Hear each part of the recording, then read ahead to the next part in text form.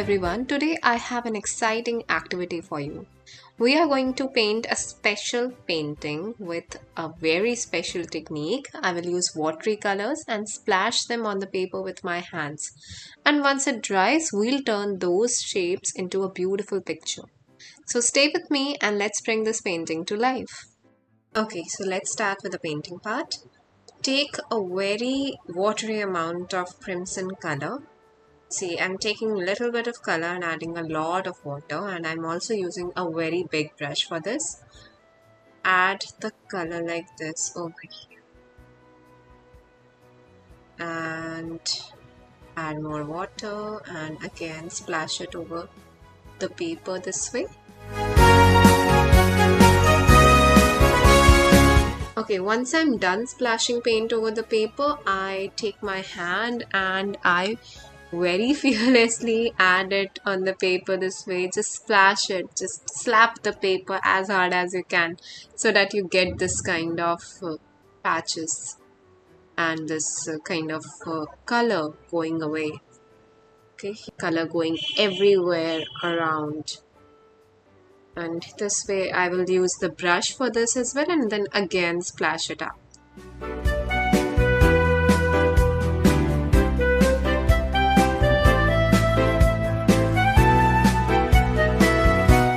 And that's enough. Now leave the paper to dry.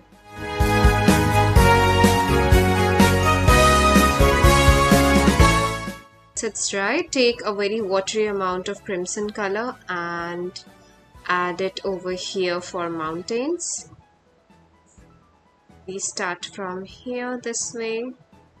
As you can see, I first applied a very watery amount of color and then I took a little bit more color and added it at the edge of the mountain and here as well. This way, spread it out. Using a wet brush, you spread the paint as well. This way, blurring its edges and making it blend with the paper color. Whatever the color of the paper is, as you can see over here.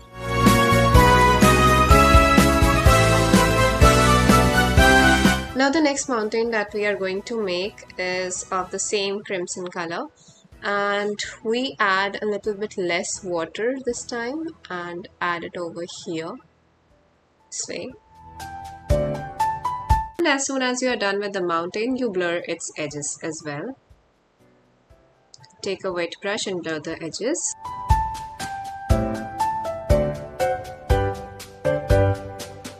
Next, we make the third mountain and we use a very dark tone of crimson color here. As you can see, I add this mountain and then again I will blur the edges, but this time make sure that the color doesn't go outside the splashes. You can see the pattern of the splashes, how they are very unevenly on the surface. Make sure that you are painting over them and not on the white paper. This is an important step over here and be careful, use a thin brush, I'll suggest, so that you do not make a mistake.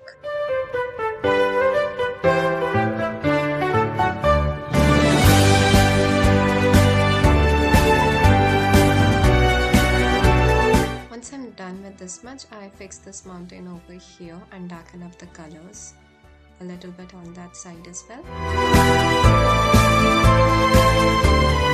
Also, I'm adding a bit of color at the bottom over here and then I will be blending that with the mountain as well.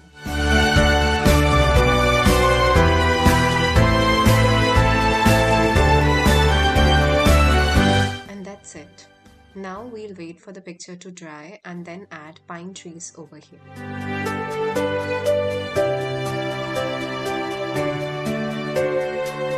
Once it's dry, take black paint, mix a little bit of purple and Prussian blue color in it and use that color for adding the pine trees. Make a line over here like this, a really small one, and add these kind of strokes over here. Make sure that it's 1 or 2 dots in the beginning and then it slowly increases as you go down over here. I advise you to practice this on a separate sheet of paper before doing it on the painting because this step is a bit tough and it requires practice. So maybe you can practice it twice or thrice and then do it on your final picture. Now I'll add another pine tree over here. Leave some space in between as well. As you can see over here, this pine tree will be bigger and broader, and as you can see, a little taller as well as compared to the first one that we painted. The strokes remain the same, but you can see as it becomes a little bigger, we have some spots in between as well, and the strokes also become a little bigger as compared to the one that we added in the previous one. Do the same thing for this pine tree as well. This is even bigger than the previous one.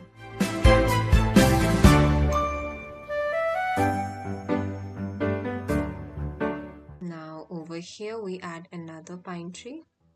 This pine tree is little and not so big as compared to the other two that we just painted. Add another small pine tree over here. Also, you can change the size of the brush that you're using to add the pine tree. When you're making the bigger one, if you think that you need to switch to a bigger brush, then you can switch to a bigger one. When you're painting the smaller one, if you think that you need a small brush like 0 number round brush or 2 number round brush, then you can switch to that as well. Use the tool that you are comfortable with. Use the number of brush that you are comfortable with while painting a picture. Next, take white gouache paint on your brush and add a line like this. Take a very thick amount of gouache color, white gouache, or also you can use white acrylic paint in case you do not have gouache, and apply this color this way for moon. Once you're done with that, add a little bit of water in gouache and add dots like this for the stars. Also, I'll paint some using my brush for some bigger and more prominent stars.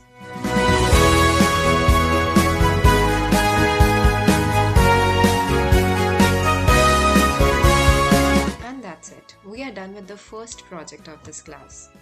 Now we'll move ahead to the second project of this class, and it will be similar to the first one but a bit different. So for this one, take crimson color and Prussian blue color to mix purple color. You can see how much I'm taking this color on my palette. I'm using a big flat brush and I'm using a lot of paint over here, and I'll mix them together to get this beautiful purple color. I add a bit more crimson and a bit more blue, increase the amount of color that I have on my palette, add a bit of water, and that's it. Now on the paper we will again add water just the way we added on the previous one. Take a big brush and add a very watery amount of color over here. I'm also adding some crimson paint. Again, it's a watery mixture as I told you, and a bit of blue here at the lower portion. Now I start adding some strokes with the brush and I spray it over this way and I pat on the paper. Make sure you're making a pat and not just touching it slowly. Don't be gentle for this process. Adding more paint here and then patting again. I'm adding some blue here and you can see how beautiful this color looks in this area. We have a reddish purple at the top, then blue at the bottom, and a very purplish color in the middle. And we pat again this way. You can see how it's forming beautiful splashes over here. And we will leave it like that to dry, and then we will start with our painting process. Once you're done with this, take dark blue color and add a lot of water in it and start adding pine trees in the background. You remember the way we added pine trees in the previous video? Similarly, but using watery paint here. Notice the brush movement that I'm making over here. Try to copy each stroke this way. As you can see, as we move down, it becomes lighter and lighter, and it just vanishes in the middle. Same thing we will do on this side as well. This pine tree is a bit smaller than the previous one, and we add more and more strokes this way. Here. Add more water and let it blend in the background.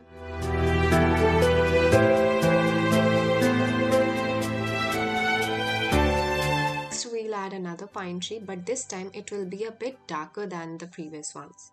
As you can see, the one on the right side it has blended with the background too much. So I'm adding a second layer over it, but you analyze your work. If it's needed, only then you proceed with this step, otherwise you can leave it out. I'm adding a bit darker color over here, and then I'll be blending it with the background again. You can see I started with a dark color, and then slowly as we move down and down, it becomes lighter and lighter. I request you to please pay attention to the strokes that I'm adding over here. It is very important for you to imitate the strokes. Here I make another tree, a line beside the previous pine tree that we made, and you can see how I'm adding the strokes here.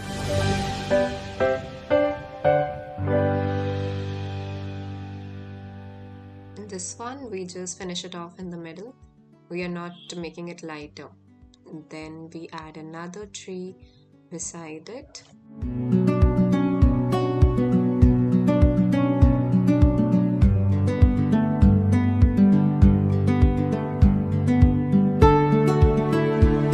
This tree over here, you will notice that it covers the previous one and it goes all the way to the bottom here. And you can see as it goes to the bottom, as it goes down, it becomes broader and broader. It's kind of like a triangle. This is a pine tree, that's how it is built.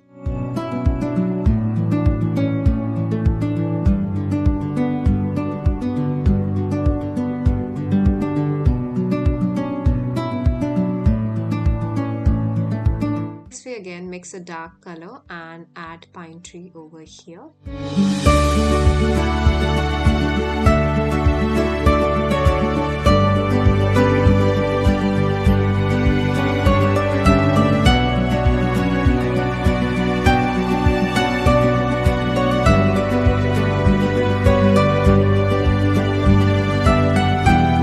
Here again we add another tree and at the front.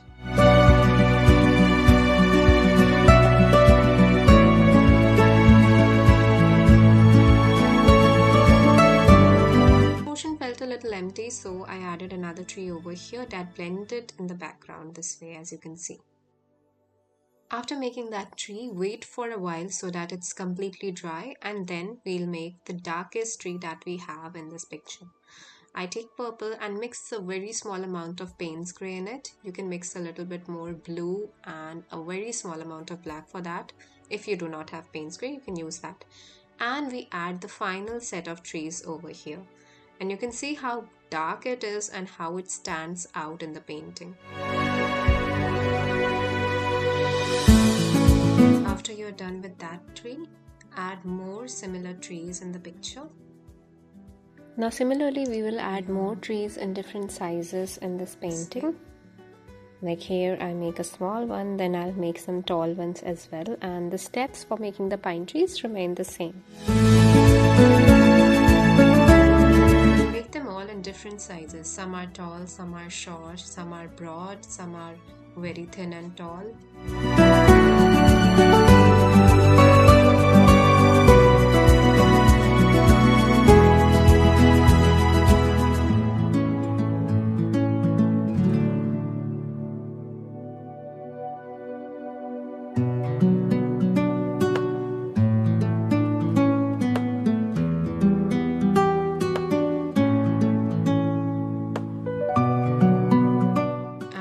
Tree over here.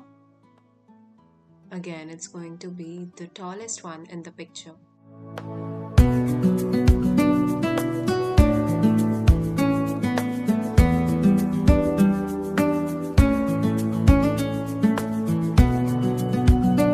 You can see how beautifully we have created trees that are in the back, and then there are some that are a little closer to us, and then there are trees that are even closer to us.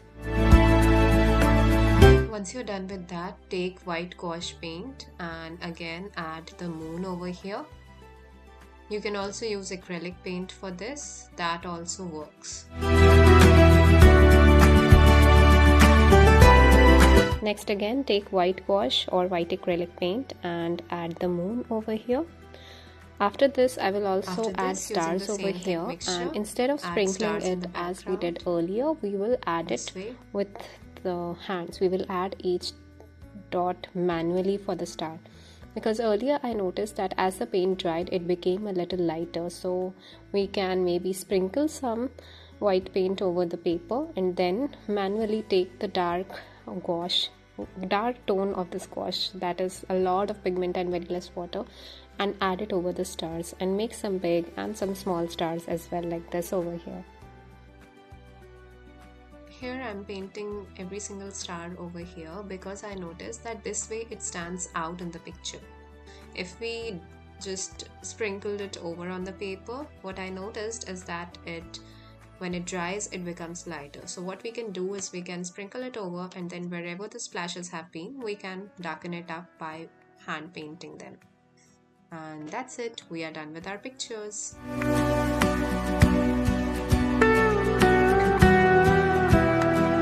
And that's it. We are done with our pictures.